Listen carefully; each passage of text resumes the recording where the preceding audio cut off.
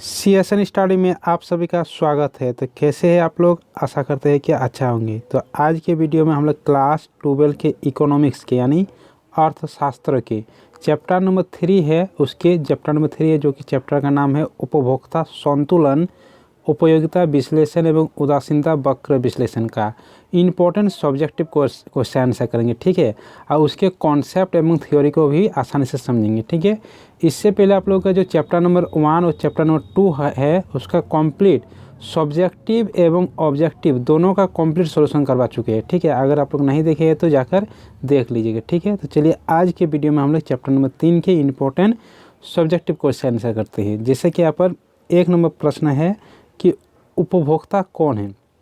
तो उपभोक्ता हम किसको कहेंगे? उपभोक्ता जो किसी वस्तु या सेवा का जो उपभोग करता है उसको क्या कहेंगे? उपभोक्ता। तो परिभाषा देख लेते हैं। उपभोक्ता क्या है? उपभोक्ता एक व्यापक शब्द है जिसके अंतर्गत ऐसे व्यक्तियों, व्यक्ति समूह, परिवारों अथवा संस्थाओं को सम्मिलित किया जाता है जो अपनी आवश्यकताओं को प्रत्यक्ष रूप से संतुष्ट करने के लिए अंतिम वस्तु और सेवा का प्रयोग करते हैं। ठीक है, यानी वस्तु और सेवा का प्रयोग करता है अपने संतुष्टि को प्राप्त करने के लिए, उसको क्या कहते हैं? उपभोक्ता। ठीक है, अब अगला 2 नंबर देखते हैं। 2 नंबर है कि उपभोक्ता संतुलन क्या है। तो जो उपभोक्ता है ना, तो उपभोग क्या चाहता है कि संतुष्टि चाहता है। तो संतुष्टि को ही कह सकते हैं उपभोक्ता संतुलन। ठीक है, तो उपभोक्ता संतुलन यानी अधिकतम संतुष्ट करना चाहेगा। ठीक है, ये वस्तुओं का उपयोग करेगा यानी उपभोग करेगा जिससे उससे अधिक संतुष्टि प्राप्त हो। मतलब अपने आय को इस प्रकार खर्च करेगा जिससे इसे अधिक से अधिक संतुष्टि प्राप्त हो। तो उपभोक्ता संतुलन क्या है? असीमित आवश्यकता है। आवश्यकता क्या है? असीमित है। तो साधन क्या है? सीमित के होने पर एक उपभोक्ता को उद्देश्य अपने व्यय से अधिकतम संतुष्ट प्राप्त करना है। ठीक है, और जब यहाँ पर वहाँ नहीं है, ये वह है, वह अधिकतम संतुष्टि प्राप्त कर लेता है तब उपभोक्ता संतुलन की अवस्था में होती है। ठीक है, ये हुआ उपभोक्ता संतुलन। ठीक है, अब समझते हैं कि उपयोगिता का क्या अर्थ है, कि उपयोगिता क्या है। तो उपयोगिता क्या है? एक प्रकार से आवश्यकता की संतुष्टि देता है। ठीक है, मतलब उपयोगिता के द्वारा उपयोगिता एक वस्तु या सेवा का वह गुण है जिससे उपभोक्ता अपनी आवश्यकता की संतुष्टि करता है। ठीक है, आवश्यकता की संतुष्टि यानी कोई भी आवश्यकता उसको मतलब संतुष्टि मिलता है, उसको क्या कहते हैं? उपयोगिता। इसके कुछ विशेषताएं हैं उपयोगिता की, कि उपयोगिता की विशेषताओं को बताइए। तो उपयोगिता एक मनोवैज्ञानिक धारणा है। ठीक है, ये उपयोगिता क्या है? मनोवैज्ञानिक धारणा, यानी किसी समय हमें कोई किसी वस्तु की ज़्यादा उपयोगिता मिलेगी, मतलब ज़्यादा संतुष्टि मिलेगी उस वस्तु से। हो सकता है किस समय उस वस्तु को कम उपयोगिता मिलेगी, यानी मनोवैज्ञानिक ये मानसिक दशा है कि हमारे मन में क्या चल रही है। ठीक है, तो उपयोगिता एक मानसिक दशा है। 2 नंबर क्या है? उपयोगिता व्यक्तिपरक होती है। ठीक है, व्यक्तिपरक यानी अलग अलग वस्तुओं के लिए अलग अलग उपयोगिता होती है। एक उदाहरण भी हम लोग पिछले क्लास में पढ़े थे। जैसे सभी वस्तु की एक ही वस्तु, जैसे हो सकता है कि वो वस्तु किसी एक के लिए ज़्यादा उपयोगिता है और हो सकता है किसी दूसरे के लिए कम उपयोगिता है, यानी व्यक्तिपरक होती है। ठीक है, उसके बाद 3 नंबर है कि उपयोगिता के विचार सापेक्षिक है। विचार सापेक्षिक है यानी ये अलग अलग स्थान या अलग अलग समय में अलग अलग प्रकार की उपयोगिता हो सकती है। जैसे जाड़े के मौसम में अगर हम रजाई या स्वेटर का बात करेंगे तो इसकी उपयोगिता जाड़े के मौसम में ज़्यादा है और गर्मियों के मौसम में इसकी उपयोगिता क्या है? कम है। इसलिए उपयोगिता के विचार क्या है? सापेक्षिक है। ठीक है, अगला 4 नंबर यहाँ पर है कि उपयोगिता नैतिक सिद्धांतों से प्रभावित नहीं होती। ठीक है, नैतिक सिद्धांत जैसे बोलेंगे अगर कोई चोरी कर रहा है तो ये गलत बात है, शराब पी रहा है या डकैती कर रहा है तो ये गलत बात है। तो ये तो नैतिक सिद्धांत नहीं है, लेकिन उपयोगिता इससे प्रभावित नहीं होता क्योंकि इससे भी उसके कुछ ना कुछ उससे उपयोगी प्राप्त हो रही है। ठीक है, उपयोगिता क्यों होती? उपयोगिता क्या है? उपयोगिता हमें कोई चीज़ से अच्छा लगता है, नहीं इच्छा मिलती है या जो हमें उपयोगी लगता है, इसलिए उपयोगिता उसी को उपयोगिता कहते हैं। तो उपयोगिता नैतिक सिद्धांतों से प्रभावित नहीं होता है। अगर कोई व्यक्ति चोरी कर रहा है, डकैती कर रहा है या शराब पी रहा है तो वो भी एक प्रकार की उपयोगिता है। ठीक है, उसको मतलब उसमें उपयोगिता मिल रही है। 5 नंबर की उपयोगिता का अर्थ अनुमानित संतुष्टि है। अनुमानित संतुष्टि यानी ये वास्तविक संतुष्टि नहीं है। किस प्रकार? जैसे किसी वस्तु के प्रति हमें अभी कोई वस्तु खरीद कर लाई, ठीक है, ये वस्तु मान लेते कि टीवी अभी खरीद कर लाई, ठीक है, जैसे हम मोबाइल की बात करते हैं, जैसे हम मोबाइल लिए, मान लेते हैं अभी 10,000 का मोबाइल लिए, ठीक है, तो ये वस्तु हमारे अभी ज़्यादा उपयोगिता है, लेकिन कुछ दिन बाद ये मोबाइल पुराना हो जाएगा, फिर हम 12,000 का या 15,000 का मोबाइल आ जाएगा, तो उस वस्तु से हमें उपयोगिता लगेगी कि हमें क्या वो वस्तु खरीदेंगे, ठीक है।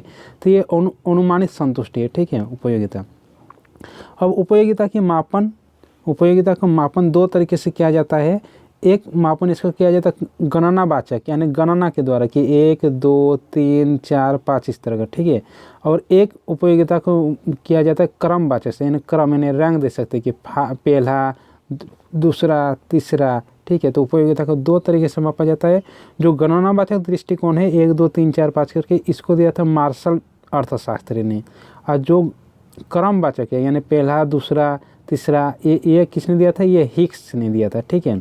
तो उपयोगिता का मापन दो तरीके से किया जाता है, जैसे कि आप लिखे भी हम कि गणनावाचक दृष्टिकोण, यानी जो गिन के 1 2 3 4 इस तरह का। प्रोफेसर मार्शल ने उपयोगिता की यहाँ पर मापनीय होगा, ठीक है, मापनीय बताते हुए गणनावाचक दृष्टिकोण प्रस्तुत किया है। क्रमवाचक दृष्टिकोण यानी जो पहला, दूसरा, मतलब रैंक दे सकते हैं। प्रोफेसर हिक्स ने उपयोगिता का क्रमवाचक दृष्टिकोण प्रस्तुत किया, ठीक है। अब समझेंगे सीमांत उपयोगिता क्या है। कि सीमांत उपयोगिता इंग्लिश में कहेंगे तो मार्जिनल यूटिलिटी, इसीलिए इसको शॉर्ट में MU कहते हैं, क्योंकि मार्जिनल से M लिया है और यूटिलिटी से U, यानी शॉर्ट में MU। इसको याद रखिएगा कि सीमांत उपयोगिता को शॉर्ट में MU कहते हैं। तो सीमांत उपयोगिता क्या है? कि किसी वस्तु की एक अतिरिक्त इकाई के उपभोग से जो अतिरिक्त उपयोगिता मिलती है उसको क्या कहते हैं? सीमांत उपयोगिता, ठीक है। जैसे यहाँ पर एक उदाहरण भी हम दिए है, जैसे यहाँ पर है कि वस्तु चाय की इकाई है और उसके बाद सीमांत उपयोगिता यानी MU, ठीक है। जैसे यहाँ पर वस्तु चाय की इकाई, यानी पहले 1 कप की चाय हम लिए, ठीक है, पहले 1 कप चाय लिए, उसकी मान लेते कि उपयोगिता हमें 40 मिल रही है, ठीक है। तो उसके बाद 1 कप चाय पी रहे हैं, फिर हमें उसके तुरंत बाद हमें दूसरा कप चाय दे रहे हैं, ठीक है, उसके तुरंत बाद हमें दूसरा कप चाय दे रहा है।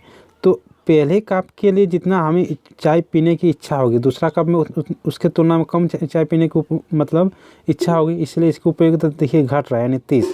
फिर अगर तीसरा कप हमें चाय दे रहा है पीने के लिए, तो दूसरा कप जितना चाय पीने की इच्छा होगी, तीसरा कप में उतना कम इच्छा होगी, यानी 20, इसीलिए इसकी उपयोगिता घट रही है, यानी 20 है।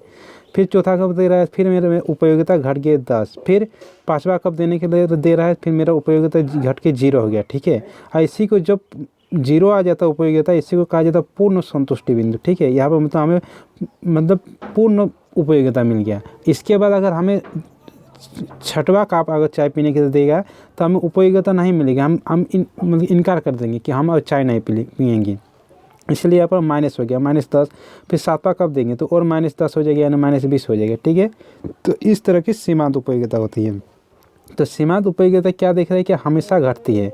तो देखिए यहाँ पर 40 से 10 तक है, ये घटती है किंतु धनात्मक उपयोगिता, ठीक है, सभी में प्लस है। फिर यहाँ पर 0 को पूर्ण संतुष्टि बिंदु, यानी यहाँ पर हमें अधिकतम उपयोगिता मिल जाती है, ठीक है। उसके बाद हमें ऋणात्मक उपयोगिता मिलती है, यानी घटती हुई ऋणात्मक उपयोगिता, ठीक है। इसको ग्राफ से समझते हैं, ठीक है। यह है माइक्रो इकोनॉमिक्स यानी व्यष्टि अर्थशास्त्र, इसको ग्राफ से समझिएगा, ठीक है, उससे आप लोगों का याद रहेगा। अब ग्राफ से समझना जरूरी है। जैसे यहाँ पर है, इधर है एक्स अक्ष, जैसे यहाँ पर लिए, इधर लिए वाई अक्ष, ठीक है। यहाँ पर 0 से लिए 1 2 3 4 5 6 7, इधर ऊपर मैंने 0 10 20 30 40, इधर नीचे लिए -10 -20। इधर लिए सीमांत उपयोगिता यानी MU मार्जिनल यूटिलिटी, इधर लिए चाय की इकाई, ठीक है। जैसे कि उसी ग्राफ को जैसे 5वां इकाई में हमें अधिकतम मिल रहा है, तो 5वां इकाई में जैसे हमें उपयोगिता कितना मिल रहा था? 0 मिल रहा था। 5वीं इकाई में देखिए यहाँ पर उपयोगिता कितना मिल रहा था? 0 मिल रहा था। और 1 इकाई में 40 मिल रहा था। उसी तरह लिए यहाँ पर कि यहाँ पर 1 इकाई में देखिए 1 इकाई में 40, यहाँ पर 3 इकाई में कितना 30, 4 इकाई में कितना 20, यहाँ पर 5 इकाई में 0 उपयोगिता मिल रहा है, ठीक है। तो 5वीं इकाई में हमें अधिकतम उपयोगिता मिल रही है। तो इसको याद रखिएगा, जब मार्जिनल यूटिलिटी यानी सीमांत उपयोगिता जब 0 होती है तब अधिकतम संतुष्टि होती है, ठीक है। चलिए अब यहाँ पर क्या चीज़ हम लोग देखिए, उपयोगिता कितने प्रकार के होते हैं। देखिए यहाँ पर उपयोगिता देखिए, इधर क्या है धनात्मक है यानी पॉजिटिव है, यहाँ पर क्या है 0 यानी 0 है, और इधर क्या है माइनस यानी नेगेटिव है, यानी 3 तरह की उपयोगिता होती है। अतः सीमांत उपयोगिता के 3 रूप होते हैं, धनात्मक सीमांत उपयोगिता, शून्य सीमांत उपयोगिता और ऋणात्मक सीमांत उपयोगिता। ठीक है, ये हो गया सीमांत उपयोगिता। अब समझते हैं कि कुल उपयोगिता क्या है। जैसा कि 7 नंबर के कुल उपयोगिता इंग्लिश में कहते हैं टोटल यूटिलिटी, इसलिए TU, टोटल से T और यूटिलिटी से U क्या है, इसको भी याद रखिएगा कि शॉर्ट में कुल उपयोगिता को TU कहते हैं। तो कुल उपयोगिता क्या है? कुल उपयोगिता उपभोग की विभिन्न इकाइयों से प्राप्त सीमांत उपयोगिता का योग है। ठीक है, जितना भी सीमांत उपयोगिता है सबका योग कुल उपयोगिता कहते हैं। जैसे कि यहाँ पर उदाहरण दिए, जैसे कुल उपयोगिता हम लोग TU और सभी इकाइयों की जोड़ को हम लोग क्या कहते हैं, सिग्मा MU, यानी सीमांत उपयोगिता की जोड़ है, इसलिए TU बराबर सिग्मा MU भी यहाँ पर लिखा हुआ है। उसके बाद यहाँ पर देखते हैं, जैसे कि यहाँ पर है कि वस्तु x की इकाई, जैसे 1 इकाई, इसमें सीमांत उपयोगिता कितना मिल रहा है 40, 2 इकाई में कितना सीमांत उपयोगिता मिल रहा है 30, 3 इकाई में सीमांत उपयोगिता 20, 4 इकाई में 10, 5 इकाई में 0, 6 इकाई में -10, 7 इकाई में -20। तो ये हो गया सीमांत उपयोगिता। अब हम लोग कुल उपयोगिता निकालेंगे, तो यानी TU यानी सभी इकाइयों का जोड़ कुल उपयोगिता TU, जैसे इसके लिए कितना होगा 40, फिर दूसरा इकाई में तो सबका जोड़ेगा 40 + 30 बराबर 70, फिर 70 + 20 बराबर 90, फिर 90 + 10 बराबर 100, और यहाँ पर 100 + 0 बराबर 100, फिर है अब -10 यानी 100 - 10 बराबर 90, फिर है 90 - 20 बराबर 70। तो इस तरह से हम लोग निकालते हैं कुल उपयोगिता, यानी सभी सीमांत उपयोगिता का योग। अब देखेंगे 8 नंबर प्रश्न कि सीमांत उपयोगिता यानी मार्जिनल यूटिलिटी यानी शॉर्ट में कहेंगे तो MU एवं कुल उपयोगिता TU में क्या संबंध है। ठीक है, दोनों में संबंध क्या है, ये इंपॉर्टेंट भी है, ऑब्जेक्टिव टाइप क्वेश्चन में भी आ सकता है। जैसे इधर लिए है x अक्ष, ठीक है, इधर लिए है x अक्ष, इधर लिए है y अक्ष। x अक्ष में 1 2 3 4 5 6 7 तक लिए और y अक्ष में 0 10 20 30 40 50 60 70 80 90 100 तक लिए। ठीक है, यहाँ पर देखिए सबसे पहले यहाँ पर MU यानी मार्जिनल यूटिलिटी सीमांत उपयोगिता को लिए यहाँ पर, और इस तरह का जो ग्राफ लिए यहाँ पर टोटल यूटिलिटी यानी TU यानी कुल उपयोगिता के लिए। इसमें एक चीज़ हम लोग देख पा रहे हैं, जब यहाँ पर MU 0 है, यहाँ पर क्या है TU यहाँ पर अधिकतम है। ठीक है, यानी जब MU 0 है तब TU यहाँ पर अधिकतम है, यानी जब सीमांत उपयोगिता का मान 0 होता है तब कुल उपयोगिता का मान अधिकतम होता है। ठीक है, इसके बाद जब इधर देखिए यहाँ पर सीमांत उपयोगिता क्या है, धनात्मक यानी पॉजिटिव। तो जब सीमांत उपयोगिता धनात्मक होती है तब कुल उपयोगिता भी धनात्मक होती है, और जब सीमांत उपयोगिता इधर देखिए यहाँ पर माइनस में है। ठीक है, जब सीमांत उपयोगिता माइनस में होती है तो कुल उपयोगिता घटती है। तो 3 संबंध बन रहा है, जब सीमांत उपयोगिता बराबर 0 तब कुल उपयोगिता अधिकतम, और जब सीमांत उपयोगिता धनात्मक तब कुल उपयोगिता बढ़ती है, जब सीमांत उपयोगिता ऋणात्मक तो कुल उपयोगिता घटती है। तो 3 संबंध बन रहे हैं। तो अब 3 संबंध लिए, स्थिति 1 जब MU धनात्मक तब TU क्या है, बढ़ती है। जब MU यानी सीमांत उपयोगिता 0 तब TU यानी कुल उपयोगिता अधिकतम, और जब सीमांत उपयोगिता यानी MU बराबर ऋणात्मक तब TU घटती है। ये 3 स्थिति याद रखिएगा। ठीक है, ये इंपॉर्टेंट है। अगला यहाँ पर यह 8 नंबर कि ह्रासमान या घटती सीमांत उपयोगिता नियम क्या है। तो ह्रासमान या घटती सीमांत उपयोगिता नियम ये है कि जब भी हम किसी वस्तु, सीमांत उपयोगिता क्या है, हमेशा घटती है। तो जब हम किसी वस्तु की उपयोग करते जाते हैं तब तक उस वस्तु की उपयोगिता घटती जाती है। इसका एक उदाहरण हम के द्वारा समझ सकते हैं, जैसे पानी और रुपया, पानी हुआ और यहाँ पर हीरा हुआ। ठीक है, पानी और हीरा, तो पानी की ज़्यादा उपयोग करते हैं इसलिए इसकी उपयोगिता कम है, यानी पानी का मूल्य कम है, और हीरा का कम उपयोग करते हैं इसलिए इसका उपयोगिता क्या है, ज़्यादा, यानी हीरा का मूल्य ज़्यादा है। यानी जैसे जैसे किसी वस्तु का हम लोग उपयोग करते हैं उसकी उपयोगिता घटती जाती है। इसे गॉसन का प्रथम नियम भी कहा जाता है। जैसा पर यहाँ पर है कि घटती सीमांत उपयोगिता के नियम के अनुसार जब किसी वस्तु की मानव इकाई का लगातार अधिक से अधिक उपयोग किया जाता है तब प्रत्येक अतिरिक्त इकाई से प्राप्त होने वाले सीमांत उपयोगिता घटती जाती है। ये हुआ घटती सीमांत उपयोगिता। इसके कुछ शर्त भी है कि घटती सीमांत उपयोगिता होने के लिए क्या शर्तें हैं। घटती सीमांत उपयोगिता नियम के लागू होने की आवश्यक शर्तें क्या हैं। तो शर्त ये है कि जैसे जैसे हम वस्तुओं का उपयोग करते हैं उसकी उपयोगिता क्या है, घटती है। तो इसके कुछ शर्त है। शर्त ये है कि देखिए, जैसे एक मानते हैं हम चाय पी रहे हैं तो एक कप पी रहे हैं, फिर दूसरा कप पिएंगे तो उसके तुरंत बाद पिएंगे तब मेरा सीमांत उपयोगिता घटेगी। अगर हम एक मानते हैं अभी एक कप चाय के पिए, फिर हम 2 घंटा बाद एक कप चाय पिएंगे तो उसकी उपयोगिता बढ़ेगी, तब घटेगी नहीं। तो इसलिए इसकी कुछ शर्त है कि वस्तु का उपभोग निरंतर क्रम में होना चाहिए, यानी निरंतर क्रम मतलब एक के बाद एक।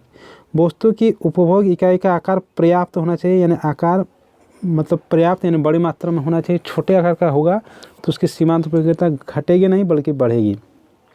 वस्तु के उपलब्ध स्थापना का मूल्य स्थिर रहना चाहिए। उपभोक्ता की आय स्थिर होनी चाहिए, ठीक है, यानी जो उपभोक्ता की आय है उसकी रुचि स्थिर होना चाहिए। उपभोक्ता की फैशन, रुचि एवं स्वभाव में कोई परिवर्तन नहीं होना चाहिए। ऐसी कुछ शर्त है। यहाँ पर नोट इसी में लिखे कि घटती सीमांत उपयोगिता नियम को गॉसन का प्रथम नियम कहते हैं, ठीक है। अब अगला नंबर है 10 नंबर। 10 नंबर है कि सम सीमांत उपयोगिता का नियम क्या है। और सम सीमांत उपयोगिता को नियम को गॉसन का द्वितीय नियम कहा जाता है। सम सीमांत उपयोगिता का नियम ये है कि एक वस्तु की उपयोगिता, जो एक वस्तु की सीमांत उपयोगिता है, यहाँ पर जो एक वस्तु से सीमांत उपयोगिता मिल रही है उसके उस वस्तु में हम लोग जो मूल्य दे रहे हैं और जो रुपये के मूल्य से अंतिम इकाई से प्राप्त सीमांत उपयोगिता है आपस में बराबर हो जाती है, उसी को कहा जाता है सम सीमांत उपयोगिता का नियम। तो एक उपभोक्ता अधिकतम संतुष्टि प्राप्त करने के लिए अपने आय को विभिन्न वस्तुओं पर इस प्रकार व्यय करेगा कि प्रत्येक वस्तु पर खर्च की गई रुपये की अंतिम इकाइयों से प्राप्त होने वाली सीमांत उपयोगिता आपस में बराबर हो जाएगी। और सम सीमांत उपयोगिता के नियम को गॉसन का दूसरा नियम कहते हैं, ठीक है।